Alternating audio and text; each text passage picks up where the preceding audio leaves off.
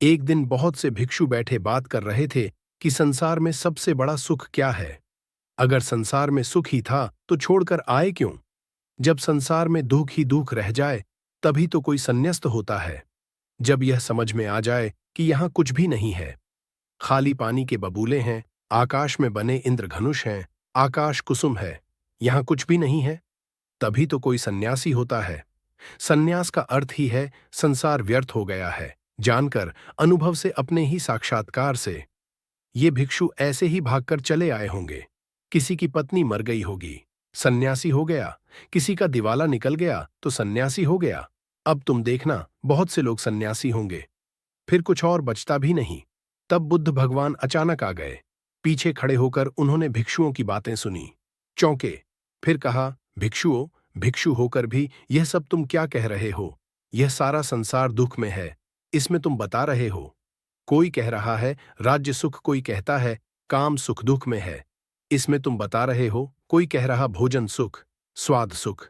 यह सब तुम जो कह रहे हो, क्या कह रहे हो। ये सुनकर मुझे आश्चर्य होता है। अगर इस सब में सुख है तो तुम यहां आ क्यों गए। सुख भी आभास है। बुद्ध ने कहा, दुख सत्य है और सुख नहीं है, ऐसा नहीं। पर संसार में नहीं है।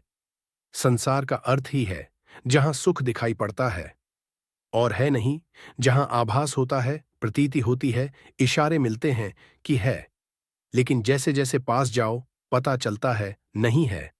फिर सुख कहाँ है। बुद्ध ने कहा, बुद्धोत्पाद में सुख है। तुम्हारे भीतर बुद्ध का जन्म हो जाए तो सुख है। तुम्हारे भीतर बुद्ध का अवतरण हो जाए तो सुख है। बुद्धोत्पाद, यह बड़ा अनूठा शब्द है।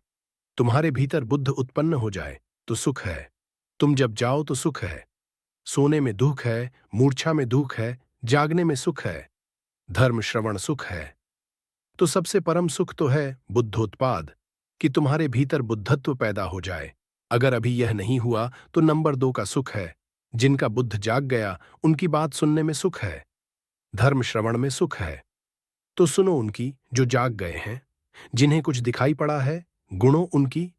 लेकिन उसी सुख पर रुक मत जाना। सुन सुनकर अगर रुक गए तो एक तरह का सुख तो मिलेगा, लेकिन यह भी बहुत दूर जाने वाला नहीं है। इसलिए बुद्ध ने कहा, समाधि में सुख है, बुद्धोत्पाद में सुख है। यह तो परम व्याख्या हुई सुख की। फिर यह भी तो हुआ नहीं है, तो उनके वचन सुनो, उनके पास उठो बैठो, जिनके भीतर यह क्रांति घटी है, जिनके भीतर यह सूरज निकला है, जिनका प्रभात हो गया है, जहां सूर्योदय हुआ है, उनके पास रमो, इसमें सुख है। मगर इसमें ही रुक मत जाना। ध्यान रखना कि जो उनको हुआ है वह तुम्हें भी करना है। उस करने के उपाय का नाम समाधि है। सुनो बुद्धों को और चेष्टा करो बुद्धों जैसे बनने की। उस चेष्टा का नाम समाधि है। उस चेष्टा का फल है बुद्धोत्पोद। सुनो बुद्धों के वचन, फिर बुद्धों जैसे बनने की चेष्टा में लगना, ध्यान, समाधि, योग। और जिस दिन बन जाओ उस दिन परम सुख।